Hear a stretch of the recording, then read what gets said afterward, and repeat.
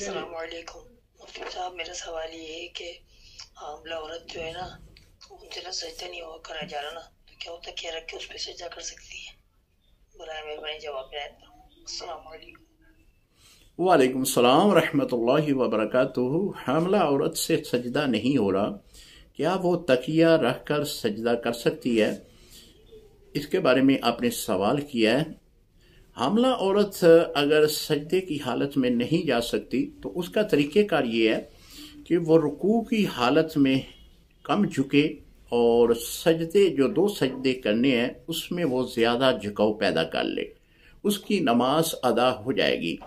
تکیہ چونکہ نرم ہوتا ہے اور نرم جگہ پہ سجدہ کریں گے تو سجدہ ادا نہیں ہوگا، جب سجدہ نہیں ہوگا تو پھر نماز بھی نہیں ہوگی۔